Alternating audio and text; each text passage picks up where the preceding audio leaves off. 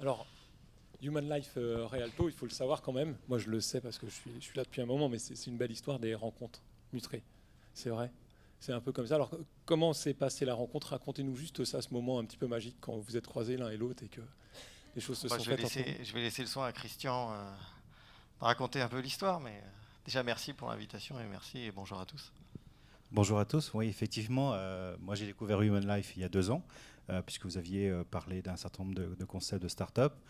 Et c'est vrai que chez Realto, on se posait la question de ce tournant digital. Pour nous, c'était difficile effectivement d'aller vers du digital parce que c'est un autre monde. Donc ça a donné lieu à une rencontre, effectivement, un certain nombre de réunions qui ont montré tout l'intérêt finalement de conjuguer le digital et l'approche Realto, l'humain, l'accompagnement de l'humain. Ce qui a donné lieu ensuite effectivement à tout un travail, notamment au niveau du groupe Score et de Remark, qui ont fait qu'il y a une prise de participation qui s'est faite à travers Remark, et que maintenant on travaille effectivement sur un modèle combiné Realto Human Life, où effectivement on combine l'humain et le digital. Donc Voilà. merci à Mutré. Ouais, voilà. Donc les startups qui présenteront tout à l'heure, hein, pensez-y, et tout Ouais, peut ça se peut. déclencher ici, hein. Comme quoi Mutré, c'est le lieu. Et le groupe Score aussi, par la même occasion, vu l'introduction, qui est Oui, le grand. tout à fait. Oui, j'avais pas prévu ça, mais c'est vrai. Donc un partenariat, alors pourquoi, on va rentrer dans le vif du sujet, pourquoi un partenariat, quels sont les constats que vous avez tirés, Christian, et ensuite qu'est-ce que vous apporte Human Life et Alexandre? Je commence. Ouais. Déjà, peut-être un point sur la prévention. On fait une enquête tous les ans sur notre métier de base, hein, c'est la gestion, enfin les arrêts de travail, qu'on appelle comprendre et agir. Et on profite de cette enquête pour faire un point sur la prévention. Et cette année, effectivement, nous avions des questions sur ce qui se met en place, notamment en prévention des risques psychosociaux, en qualité de vie au travail. Et c'est vrai qu'on parle beaucoup de qualité de vie au travail, par exemple, suivant cette enquête. Hein, donc pour les sociétés de 50 salariés et plus, on a seulement 30% des entreprises qui ont mis un plan de QVT. À peu près la même chose au niveau des risques psychosociaux, alors que les risques psychosociaux, on en parle quand même depuis un certain nombre d'années. Sur notre métier historique aussi, l'accompagnement des salariés, il y a pratiquement une entreprise sur 5 qui en bénéficie. Alors que quand on va aux États-Unis, on est dans un marché saturé, plus de 90% des entreprises ont un plan d'accompagnement des salariés. Au niveau idem de tout ce qui est accompagnement des salariés en arrêt de travail, en France, je pense qu'on est quand même en retard par rapport aux pays nordiques, même par rapport à la Belgique. La Belgique, l'année dernière, a franchi le pas, puisque maintenant, alors par arrêté royal, certes, tout salarié qui est en arrêt de travail de plus de 4 mois doit se voir proposer un plan de retour à l'emploi. Donc oui, on a encore beaucoup de choses à faire, je dirais, au niveau prévention. Maintenant, j'ai l'impression, en discutant avec les assureurs, les mutuelles, les institutions de prévoyance, que quelque chose est en train de se faire, peut-être un changement de paradigme. J'ai l'impression qu'on est en train de passer de l'approche garantie tarif à une approche service et la prévention. Je crois que même qu'il y a un magazine d'assurance qui récemment a pris comme titre prévenir ou périr. Donc le sujet semble bouger. J'ai l'impression qu'il y a des choses qui sont en train de se faire et que voilà, c'est devenu en tout cas une obligation. La réalité, c'est que, en tout cas, au niveau de nos dispositifs, les taux d'utilisation restent faibles.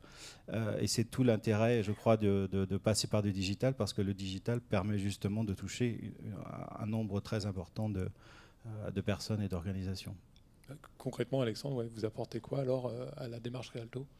Alors, déjà, juste une petite parenthèse, mais c'est anecdotique, mais Human Life, ça prend pas de H, justement. C'est C'est vrai. pour You Manage Your Life, d'où notre slogan français qui est Prenez votre vie en main. C'est pas moi, Souvent, on nous c'est dit. pas moi qui ai fait les slides, hein. Mais non, mais c'est pas grave. Et à la limite, c'est très bien parce que ça me permet de rebondir dessus, mais c'est extrêmement important puisque, effectivement, moi j'ai monté cette startup il y a un peu plus de 5 ans et sans savoir forcément à l'origine que je deviendrais quelque part un acteur de la prévention, puisque moi j'ai travaillé pendant près de 10 ans dans un groupe d'établissements de santé privés, Général de Santé pour ne pas le nommer, où j'étais directeur d'établissement. Et c'est vrai que l'idée de quelque part, à mon niveau, de responsabiliser un utilisateur par rapport à sa santé, ça c'est les fondements de Human Life. Et c'est vrai que le titre, hein, concilier le digital et l'humain, et en particulier en matière de prévention, ça prend tout son sens. Et avec 5 ans de recul aujourd'hui sur notre tableau de bord d'accompagnement, donc nous on est un tableau de bord basé sur un carnet de santé et on accompagne les utilisateurs sur tout ce qui touche à leur hygiène de vie. Je le rappelle parce que c'est très très important et ça a été dit précédemment par Alexia, quelque part passer de la prévention à la médecine.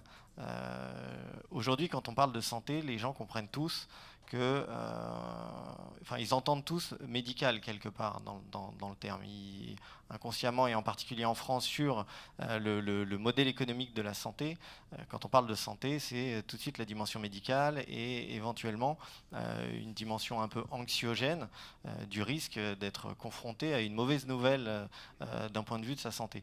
Et la volonté qui a été la mienne et qui est la nôtre aujourd'hui dans Human Life et le lien qu'on a quasiment très logique avec Réalto, indépendamment de la dimension originale de notre rencontre il y a 2 ans à Mutré à Marseille, c'est de dire que votre hygiène de vie fait partie intégrante de votre santé. Et le constat, moi qui ai lancé avec beaucoup d'ambition et d'imagination quelque part le carnet de santé électronique il y a 5 ans, très peu d'entre vous s'occupent de son carnet de santé. Alors de là à tirer un lien et de dire que peu s'occupent de leur santé, c'est pas vrai, mais le constat aujourd'hui, c'est que cette dimension de prévention, qui est finalement de prévenir éventuellement un risque médical, et donc de s'occuper de sa santé, c'est rarement le cas aujourd'hui. Quand on parle de prévention, dans l'esprit des gens, c'est de l'activité physique ou éventuellement du régime. Et quand on parle d'activité physique, c'était, et ça l'est toujours un peu, principalement la course à pied. Il n'y a pas que ça. Le sommeil, la nutrition en fait considérablement partie. Il y a de plus en plus d'études qui sortent aujourd'hui pour illustrer que finalement notre meilleur ouvrez les guillemets, médicament, ce serait notre alimentation. Et c'est clair que le sujet de la prévention et de l'application de cette prévention dans l'environnement de travail avec la qualité de vie au travail et tout ce qui s'ensuit, c'est un peu un lien logique. Alors le digital, dans tout ça, comment vous le mettez dans la vie des gens, et est-ce que c'est conciliable avec l'humain ? Je crois deviner votre réponse. Nous avec, là encore, un peu de recul, mais j'insiste, à l'échelle de vos métiers, 5 ans, c'est très très court. À l'échelle d'une start-up, c'est très très long. Et à l'échelle d'une start-up, c'est très long. C'est là aussi où on a eu la chance de se croiser avec Christian et de rentrer dans une démarche particulièrement intéressante pour nous avec le groupe Score, qui a pris une participation minoritaire au début de cette année dans notre capital. Mais nous, notre tableau de bord et notre application mobile de coaching au sens large du terme sur la santé et l'hygiène de vie, on a un peu de recul aujourd'hui, et ce qu'on sait, c'est que le digital ne fait pas tout. Il faut être en capacité de recréer un lien humain, parce que le fait que votre smartphone ou votre tracker d'activité ou votre montre vibre pour vous dire levez-vous ou allez marcher, ou vous n'avez pas assez marché, ou vous n'avez pas bien dormi cette nuit, tout ça c'est intéressant, mais c'est pas suffisant. Pour qu'à un moment donné, on arrive à générer une évolution de comportement et rentrer complètement dans la dimension de cette prévention, je dirais, active, il faut recréer un lien humain. Et c'est là où, avec Réalto, il y a une application, sans mauvais jeu de mots, mais il y a une application toute logique dans ce cadre précis, dans un environnement de travail, avec un accompagnement. Mais nous, on voit aujourd'hui le digital comme un support. Le digital tout seul ne fera pas changer, ne fera pas évoluer les choses. Il va permettre de rappeler les choses, mais ce n'est pas suffisant. Si on veut générer une évolution, un mouvement, il faut être en capacité de le coupler avec, quelque part, à un moment donné, une relation humaine. Oui, Christian ? Oui, juste, ouais, moi, au départ, j'étais un petit peu sceptique. Je me disais, bon, notamment sur une de nos activités importantes, notre activité importante d'accompagnement psychologique, je me dis, bon, les psychologues ne vont pas utiliser le digital, ça se passe dans un cabinet, etc. Et en fait, c'est en train de changer. Il y a vraiment une complémentarité, c'est-à-dire que un certain nombre de psychologues, beaucoup aux États-Unis et de plus en plus en France, sont en train d'utiliser des applis en complément des sessions, en fait. Ce qui fait que entre chaque session, il y a un travail et il y a des applications qui sont, voilà, qui remportent un grand succès comme Equilibrium, Happify, Quit pour tout ce qui est problématique d'addiction, etc. Ce qui fait qu'entre deux sessions, il y a effectivement un travail, il y a des messages de recommandations au quotidien, et donc ça améliore effectivement, j'allais dire, la performance finalement des accompagnements. Donc ça, oui, il y a une belle complémentarité entre les deux, d'où on approche plutôt digitale finalement. Mais ce que vous dites, c'est-à-dire que même les professionnels de santé en fait, sont concernés. On n'est pas juste sur la cible du patient. Oui. Vous parlez des psychologues, c'est ça, c'est que ça va. C'est-à-dire que lui va recommander certaines applis en fonction de la problématique. Voilà, si c'est une personne qui est plutôt en dépression, qui veut retravailler par exemple sur l'estime de soi, il va y avoir certaines applications qui vont permettre de mettre des cibles pour une approche positive, etc. Ce qui fait que tous les jours, la personne va avoir son petit message, va travailler sur des choses. Donc oui, c'est un outil même pour des professionnels. Alors, est-ce que c'est un outil également qui permet d'aller chercher des populations que vous ne pouviez pas aller toucher avant? Moi, j'en touchais pas beaucoup avant, à part dans les établissements de santé, mais non, ce qui est certain, c'est que mais en gros, est-ce que tu la calibrais différemment à la demande de Realto qui avait des besoins sur une population clairement, spécifique? et puis le digital a ça de particulièrement exceptionnel, c'est qu'il est intemporel quelque part. On a tous un smartphone aujourd'hui, on en aura de plus en plus. Les graphes qu'Alexis a montré tout à l'heure l'illustrent très bien. Quelles que soient les catégories finalement, le smartphone devient quasiment un outil incontournable. Et donc de ce fait, on se retrouve à accompagner et à toucher, pour répondre à votre question, à toucher un maximum de personnes et pas forcément celles qu'on imaginait au départ. Justement, toucher des personnes, effectivement, on peut toucher une grande population. Il y aurait des exemples, notamment dans des pays en développement, je pense en Asie du Sud-Est, qui ne peuvent pas du tout, enfin on n'y est pas, mais d'autres players s'y sont intéressés. On ne peut pas effectivement déployer des programmes classiques, et à travers effectivement ces applis et ces techniques, notamment de instant messaging, on fait du profiling des personnes, des salariés, et on envoie des messages en fait, en fonction de ce qu'on veut mettre en avant. Si on veut mettre en place des programmes de prévention des addictions ou de prévention des risques, on en parlera tout à l'heure, finalement on peut atteindre quasiment toute la population. L'autre élément, c'est de détecter. Ce qui est important, c'est de pouvoir finalement voir les personnes à risque et de leur envoyer des signaux, ce qu'on nous appelle la vigilance. Alors je prends toujours le même exemple, c'est le risque de burn-out, qui est un vrai risque, parce que nous on les voit, on les accompagne, on a flopé de cas de burn-out en arrêt de travail. C'est vrai que si à travers des petits questionnaires d'évaluation, il y en existe qui sur le marché, qui sont très bien, le Maslach Burnout Inventory qui existe depuis plus de 20 ans, on peut tout simplement inviter les salariés à répondre à des petites questions et de se dire je suis plutôt dans le rouge, et que là après on met en place des stratégies de plan d'action, de recommandations, de peut-être prendre un peu de congé ou d'en parler à son manager ou appeler Realto. Mais en tout cas, c'est de la prévention qui ne coûte pas cher du tout et qui permet effectivement de toucher des personnes qui ne vont pas forcément faire la démarche, parce maintenant on a une bonne typologie des gens qui font des burn-out. Ce ne sont pas des gens qui vont forcément solliciter de l'aide. Avant, après, pendant le digital, à quel moment ça rentre dans la prévention? Est-ce que c'est plutôt très en amont? Est-ce qu'on peut faire du suivi une fois que la personne justement est déjà bien en utilisation d'applications de prévention? Je pense que l'avantage du digital et de ces applications smartphone, ça rentre à tous les niveaux. Avant, pendant et après, Christian l'évoquait, ça permet même d'identifier. Donc quand on est en identification, on est quand même bien en amont. Et quelque part, ça joue complètement son rôle de prévention. Mais oui, non, je pense qu'aujourd'hui, tout à l'heure a été présenté un jeu. On sait très bien aujourd'hui que la notion de gamification alors pas forcément les serious games, mais la notion de gamification prend tout son sens pour justement maintenir une utilisation d'un service qui n'est pas forcément affiché comme tel, comme un service de stress ou ce genre de choses, qui a mécaniquement, et comme son nom l'indique déjà, une dimension un peu anxiogène. C'est là où le digital, à mon sens, et c'est les constats communs qu'on fait, et d'une puissance, à mon avis, encore aujourd'hui, sans même parler d'intelligence artificielle, d'outils de prédiction et de ce genre de choses, qui viendront évidemment continuer d'aider à cette dimension. Mais je pense que le digital aide avant, pendant et après, mais comme un outil de suivi. Faut pas, à lui seul, à mon sens aujourd'hui, en tout cas à notre niveau, le constat qu'on fait, c'est que seul, il ne suffit pas pour permettre de constater une vraie modification de comportement profond. Je rebondis là-dessus, effectivement. C'est avant, pendant et après. Avant, parce que ça permet de détecter. Pendant, parce que ça facilite l'accompagnement.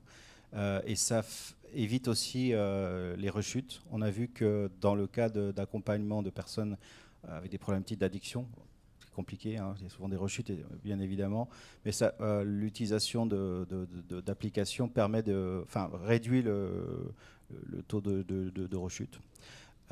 Et après, parce qu'effectivement, il faut continuer. Hein, des personnes je reprends le même exemple du burn-out, c'est d'un profil. Nous, on fait attention à ce que quand la personne réintègre son activité, elle ne retombe pas dans les mêmes travers. Donc oui, les trois composantes sont là, clairement. À titre d'exemple, qu'est-ce que vous développez tous les deux, typiquement, qu'est-ce que Human Life apporte à Realto sur un projet très précis? Donc nous, on est un tableau de bord de coaching et d'accompagnement, et dans le cadre de la relation qu'on a avec Realto, on intègre tout simplement les conseils et toute l'expertise de Realto, qui est incomparable à celle de Human Life. Nous, il faut nous voir vraiment pour ce qu'on est, c'est-à-dire un outil technologique. Et donc on s'appuie et on propose le contenu de Realto pour des clients communs. L'idée, c'est ça, c'est qu'effectivement, à travers des petits questionnaires, des news un petit peu tous les jours, on s'auto-évalue, c'est une petite question, qui est des messages, et qu'à un moment donné, on prenne conscience qu'il est important de passer à autre chose. Une personne stressée, c'est une personne qui perd un peu ses repères, ou beaucoup de ses repères. D'ailleurs, le rôle de l'accompagnateur, du psychologue va être de l'aider à réouvrir et avoir toutes les options, toutes les ressources qui sont disponibles. Donc, à nouveau, c'est à travers des messages de pouvoir à un moment donné se dire « ouais, il faut que je passe à autre chose ». Donc, c'est nous appeler avec une approche qu'on est en train sur laquelle on travaille, j'allais dire omnicanal, c'est-à-dire le chat. Les Canadiens appellent ça le clavardage, je préfère le clavardage, mais le téléphone, la visio, de plus en plus les accompagnements se font en visio, et puis le face-à-face. Et, bon, on n'y est pas, mais effectivement la possibilité aussi d'accompagnement de groupe. Justement, la prévention, quand elle est plutôt en mode présentiel, qu'apporte le digital, est-ce que là, c'est pas l'une de ses limites? Je pense que pour le coup, appliqué à la médecine, on a beaucoup vu que le médecin qui restait derrière son écran à regarder des données dans le cadre d'une consultation, c'était dérangeant pour le patient. Dans ce type d'accompagnement, le problème est le même. La relation physique doit rester entière. Et le digital, il faut le voir comme ce qu'il est, c'est-à-dire un moyen et pas une fin, et un outil de suivi et d'accompagnement. L'accompagnement en tant que tel, ça peut être un rappel, ça peut être tout ce genre de choses. Et en ça, sa valeur première, c'est d'être un outil de suivi. C'est complètement ce qu'on est. Après, qu'on le matérialise comme un tableau de bord ou un jeu ou ce qu'on veut, c'est l'expérience qu'on en tire qui est intéressante. Mais je pense que en tout cas dans la relation qu'est la nôtre aujourd'hui, on le voit vraiment comme un outil et un outil de suivi. Oui, effectivement, de pouvoir faire un mix en fait, où le présentiel reste important. On le voit, nous, on accompagne au téléphone, mais à un moment donné, les gens veulent du présentiel. mais pas systématiquement. C'est-à-dire qu'une fois que l'alliance, ce qu'on appelle l'alliance thérapeutique, est établie, après, ça peut se continuer par visio ou au téléphone. C'est vrai pour un accompagnement psychologique, c'est aussi vrai pour du coaching. Il y a une start-up qui s'est mise à faire du coaching par du digital, en fait, et ça marche drôlement bien. Parce qu'en fait, du coup, on a un coach qui est disponible un peu dans des moments de crise, à tout moment. Ça évite des déplacements, etc. Donc, ça ne fait que renforcer cette idée. Si vous pouviez nous donner quelques limites, justement, du numérique, quand même. Moi, je pense que le numérique seul, notamment dans ce type d'accompagnement, sa limite, c'est la durée. Et c'est là où aujourd'hui, avec un peu de recul, on l'a vu, je serais curieux dans la salle de savoir combien d'entre vous disposent d'un tracker d'activité. Allez-y. Donc, si, côté gauche, pas trop. À droite, Si, un peu quand même. Si, un peu, ouais. Un peu quand même. Allez-y. Est-ce que c'est ceux qui en disposent et qui l'utilisent depuis plus de 6 mois? Plus de 6 mois. Ah. Bon. On a perdu quoi, 80% Non, c'est pas mal quand même. Ouais, Pour tous ceux qui sont là, c'est pas mal. Mais malheureusement, aujourd'hui, en tout cas, on était à une trentaine de personnes et on est tombé à 6-7, je crois, sur depuis plus de 6 mois. Ouais, mais les résultats, quand on les prend à l'échelle nationale, sont bien pire que ça. C'est moins de 5% de taux de rétention, comme on dit. Et c'est vrai que c'est quelque part toute la limite de l'exercice. Et c'est là où appliquer au monde de l'entreprise, il faut évidemment un lien physique. Alors moi, ce que j'appelle un lien physique, Christian l'illustrera très bien avec une notion de consultation ou autre, mais même un coup de téléphone suffit. Et pour moi, si on doit identifier la limite du digital, c'est ça. Le tout digital, c'est un peu se tirer une balle dans le pied quand on est une start-up technologique. Mais il faut le retour en humain à un moment dans le. Je pense qu'il y a un moment donné où il faut effectivement quand même ce lien humain pour permettre de gagner dans le temps. Je veux dire, la prévention a principalement fonctionné à la fois sur tes budgets, à la fois dans un mode de fonctionnement de communication. Si vous demandez au grand public qu'est-ce que c'est que la prévention, c'est 5 fruits et légumes par jour et mangerbouger.fr. C'est peut-être un peu court comme résumé, surtout si on se met à la segmenter en primaire, secondaire et tertiaire. Si on se met à vouloir expliquer ça dans le digital, je pense qu'on se tire une deuxième balle dans le pied. Donc pour moi, c'est vraiment un outil de suivi et d'accompagnement qui s'inscrit dans le temps.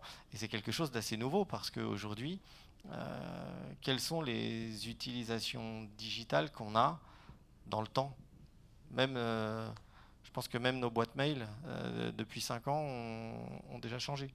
Donc voilà, je veux dire, et donc on est dans quand même quelque chose de nouveau. Et la prévention, c'est pas quelque chose qui se fait de manière instantanée. Aujourd'hui, dans le digital, tout le monde est habitué à une forme de résultat et une forme d'instantanéité. À l'époque, on appelait ça l'effet waouh. Il fallait qu'il y ait quelque chose tout de suite.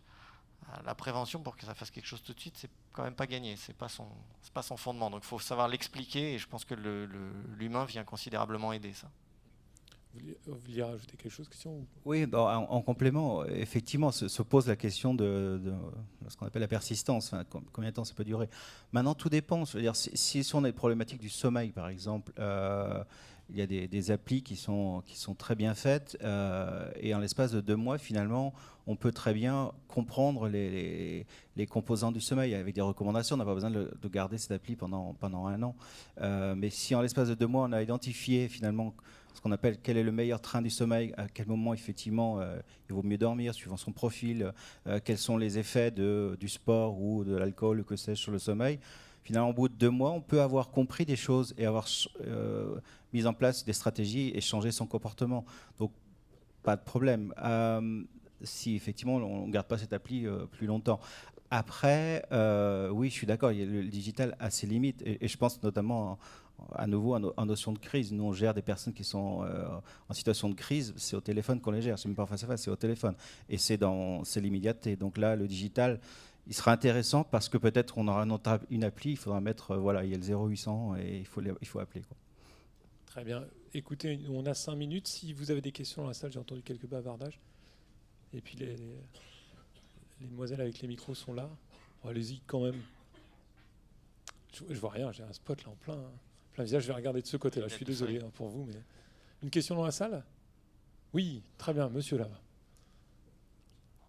Et puis avec toute ma gratitude en plus, vous avez gagné ça. Merci. Merci, oui.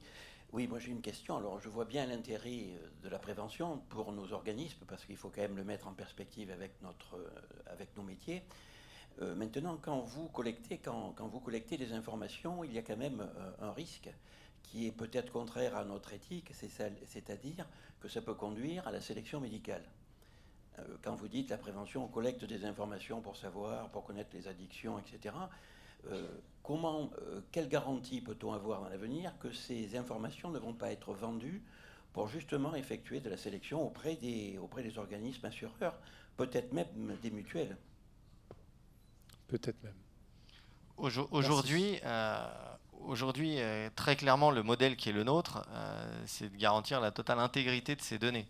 Et la détermination du tarif en fonction d'un style de vie, aujourd'hui, c'est pas avec nos outils qu'on permet de le faire. Après, de là à vous dire comment vous le garantir, aujourd'hui, c'est des choses qui sont contractuelles. Nous, chez Human Life, on est chez un hébergeur de données de santé, qui historiquement s'appelait hébergeur agréé de données de santé, mais ça a évolué dans le cadre de la réglementation européenne. Et très clairement, notre modèle économique n'est pas du tout sur la vente de données, mais plutôt sur la mise à disposition d'un service et la durabilité de ce service dans cette mesure d'évolution de la prévention et du résultat. Je comprends très bien votre inquiétude, à part vous dire qu'aujourd'hui, nous, contractuellement, on s'engage très clairement à ce qu'il n'y ait absolument aucune mesure et lien possible pour pouvoir déterminer un tarif par rapport à une hygiène de vie ou des données en vie réelle, des données d'usage. J'ai assez peu d'éléments. Mais en tout cas aujourd'hui, nous, ça fait 5 ans qu'on existe. On travaille avec on a travaillé avec certains d'entre vous et on a à peu près une dizaine de grands comptes aujourd'hui chez Human Life dans le domaine du monde de l'assurance et des mutuelles. Ça ne nous est encore jamais arrivé de capter ces données-là et de nous demander de capter ces données-là. De toute façon, dans les faits, il y a un peu comme dans le monde de la banque et de la finance, un Chinese wall, pour qu'il n'y ait aucune passation de données d'un côté à l'autre. Toutes nos données sont chez notre hébergeur de données et ne basculent pas chez nos clients. Oui, Christian, pas de problème. Une seconde question, sinon. Ah oui, ici. Merci, monsieur. Vous parlez de technologie. Quand vous parlez d'humain, que pensez-vous des réseaux sociaux, c'est-à-dire du rôle que peuvent jouer la communauté des gens qui ont recours à vos services pour échanger entre eux et donc pour apporter une forme finalement de partage de sympathie au sens propre du terme ou d'empathie sur les difficultés sociales ou psychosociales qu'on rencontre? C'est clairement un sujet sur lequel on travaille. Par rapport à la question précédente, nous, comme on garantit l'intégrité de nos données, évidemment, on utilise assez peu les réseaux sociaux par rapport à ce que j'appelle moi l'usage en vie réelle. Néanmoins, c'est pour nous aujourd'hui un support de communication. Et on envisage très clairement, non pas d'utiliser les réseaux sociaux avec ce type d'échange de données, mais on le voit bien, dans le domaine du médical, les groupes par pathologie, il y en a de plus en plus dans le monde, il y a des modèles qui sont basés là-dessus. Nous, comme on capte de la donnée personnelle, on n'a absolument pas l'intention d'aller permettre des fuites de données sur les réseaux sociaux. Mais c'est indéniable que l'évolution des comportements et l'arrivée des réseaux sociaux, c'est un vrai plus, et c'est là où la dimension un peu gamification qui a été présentée tout à l'heure, nous on s'inscrit complètement là-dedans parce que on sait que toujours dans le principe et l'évolution de la durabilité d'utilisation du service, les réseaux sociaux ont une place prédominante aujourd'hui.